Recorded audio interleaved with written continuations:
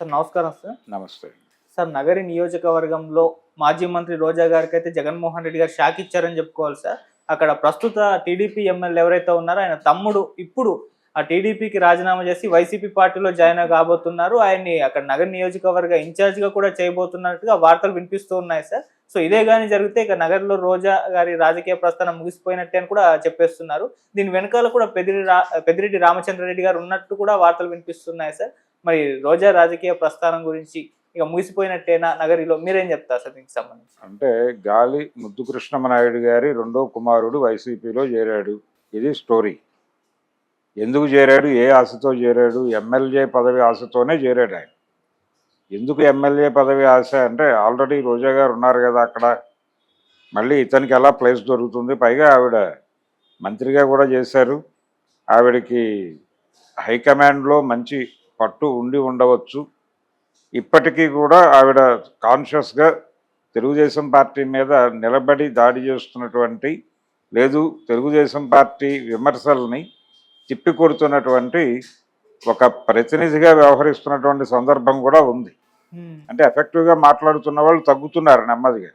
ఒక దశలో పేరుని నాని కనిపించాడు, ఇప్పుడు పేరుని నాని కనిపించడం మానేశాడు. తగ్గింది, బాగా తగ్గింది.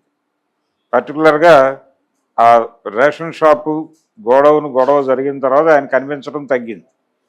ఈ క్రమంలోనే కొడాలి నాని కానీ లేకపోతే వల్లభనేని వంశీలు వీళ్ళెవరూ కనిపించడం లేదు. ఇటువంటి పరిస్థితి నేరుగా జగనే తన గురించి తాను మాట్లాడుకునే పరిస్థితుల్లో కూడా కొద్దో గొప్ప రోజా మాట్లాడుతూనే ఉంది ఇప్పటికీ. అటువంటి ఆవిడకి సీట్ ఇవ్వకుండా ఆపేస్తారా అనేది ఒక చర్చ. ఎప్పుడైతే ఇతన్ని తీసుకున్నారో ఎమ్మెల్యే టికెట్ కోసమే ఇతను చేరుంటాడు అని అనిపిస్తోంది. అది నిజం కూడా. జగదీష్ ఎందుకు చేరాడు అతను? ఎందుకు అతనికి ఉన్నటువంటి హోప్ ఏమిటి అంటే, జగన్మోహన్ రెడ్డి గారు రేపు రాబోయే ఎన్నికల్లో మొన్న ఓడిపోయినటువంటి ఎమ్మెల్యేల ముఖంతో వెళ్ళే అవకాశం లేదు అనేది ఒక క్లియర్ కట్ ఇండికేషన్ ఉంది. రెండోది ఇంకొక హోప్ ఉంది. ఇప్పుడు ఆంధ్రప్రదేశ్ ప్రతి ఎన్నికకి ఒక డిఫరెంట్ రిజల్ట్తో ముందుకు వస్తాం. ప్రతి ఎన్నిక ఆంధ్రప్రదేశ్ ఏర్పడిన తర్వాత, అంటే ఉమ్మడి రాష్ట్రం నుంచి విడిపోయి ఆంధ్రప్రదేశ్ ఏర్పడిన తర్వాత జరిగినటువంటి మొదటి ఎన్నికలో టీడీపీ గెలిచింది. ఆ తర్వాత జరిగినటువంటి ఎన్నికలో వైసీపీ గెలిచింది. ఆ తర్వాత జరిగిన ఎన్నికల్లో మళ్ళీ టీడీపీ గెలిచింది. సో ఈ ప్యాటర్న్ ప్రకారం వచ్చే ఎన్నికల్లో వైసీపీ గెలుస్తుంది అనేది ఒక నమ్మకం. ఇలాంటి నమ్మకాలతో లెక్కలేసిన వాళ్ళు చాలామంది ఉన్నారు గతంలో కూడా. అందులో ఒక ఇంట్రెస్టింగ్ లెక్క ఏంటంటే, గతంలో వేసినటువంటి ఫెయిల్ అయినటువంటి ఒక లెక్క, చంద్రబాబు నాయుడు గారు గెలిస్తే 5 ఏళ్ళు, ఓడిపోతే 10 ఏళ్ళు వరకు అధికారం రాదు అని ఒక సిద్ధాంతం చెప్పారు. ఆ సిద్ధాంతానికి ప్రాతిపదిక ఏంటంటే, ఆయన ఆ రోజుల్లో 99 ఎన్నికల్లో గెలిచాడు ఆయన సొంతగా. అంతకుముందు 94 ఎన్నిక రామారావు గారు గెలిచాడు. 99 ఎన్నికల్లో గెలిచి 2004 ఎన్నికల్లో ఆయన ఓడిపోయాడు. అంటే గెలిస్తే 5 ఏళ్లే పరిపాలిస్తాడు.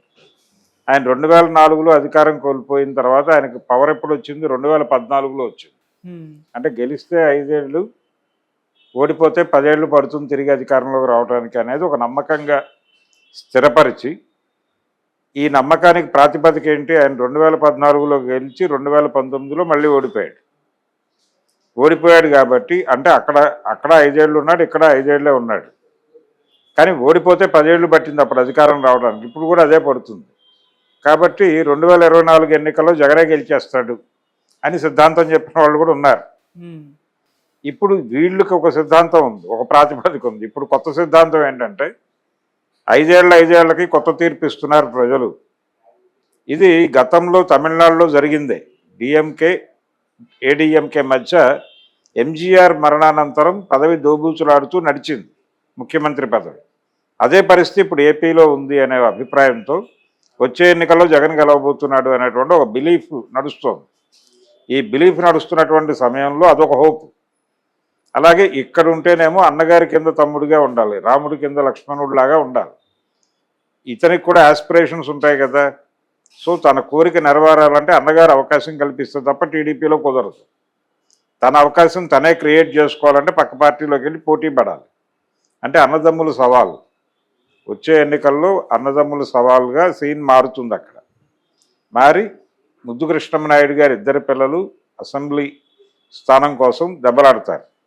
అందులో ఎవరు గెలిచినా పదవి వారింట్లోనే ఉంటుంది. అంటే గతంలో పురంధేశ్వరి గారు రామానాయుడు గారు పోటీ చేశారు బాపట్ల నియోజకవర్గానికి పార్లమెంట్కి. కంటెస్ట్ చేసినప్పుడు రామానాయుడు గారు ఓడిపోయి పురంధేశ్వరి గారు గెలిచారు 2004 ఎలక్షన్స్లో. జరిగినప్పుడు రామానాయుడు గారు నేను ఓడిపోయానని బాధపడలేదు, పదవి మా ఇంట్లోనే ఉంది కదా అన్నాడు.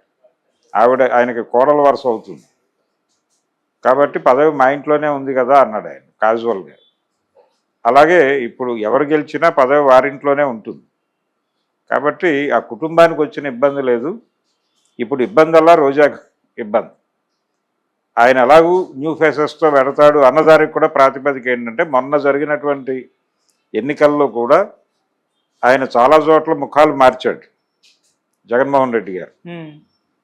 ఈ ముఖాలు మార్చటం అనే ప్రోగ్రాం ఈసారి టోటల్గా న్యూ ఫేసెస్తోనే వెళ్తాడు. పర్టికులర్గా ఓడిపోయిన ఎమ్మెల్యేలకు అసలు చోటు ఇచ్చే ప్రసక్తే ఉండకపోవచ్చు అనేది బలంగా వినిపిస్తున్నటువంటి మాట. ఆల్రెడీ దానికి సంబంధించినటువంటి కసరత్తు ఇంకో సంవత్సరంలో మొదలవబోతోంది అని కూడా చెప్పుకుంటున్నారు. కాబట్టి ఇప్పుడే చేరితే ఇది అడ్వాంటేజ్ అవుతుంది. ఆ టైంలో చేరి పదవి ఆశించడం అనేది దుర్మార్గం అవుతుంది. కానీ ఇప్పుడు చేరి ఆశించడం అనేది సరైనటువంటి ఆర్గానిక్ మెథడ్లోనే ఉంటుంది. అందుకని ఇప్పుడే చేరిపోయాడు ఆయన. చేరిపోయి ఆయన టార్గెట్ అయితే అదే కొత్త ఫేసెస్తో వస్తారు జగన్ అనేటువంటి ఒక నమ్మకంతో చేరాడు. ఈ నమ్మకాన్ని పెద్దిరెడ్డి లాంటి వాడు సమర్థించి ఉండొచ్చు ఈ ఆస్పిరేషన్. అలాగే రోజా గారికి వేరే నియోజకవర్గం ఇస్తారా లేకపోతే ఇంకే రకంగానైనా ఆవిడని ఫెసిలిటేట్ చేస్తారా? ఆ మేరకు ఆవిడకి హామీలు ఇచ్చి కూర్చోబెట్టకపోతే ఆవిడ హర్ట్ అయ్యి రియాక్ట్ అయ్యేటువంటి ప్రమాదాలు కూడా ఉంటాయి.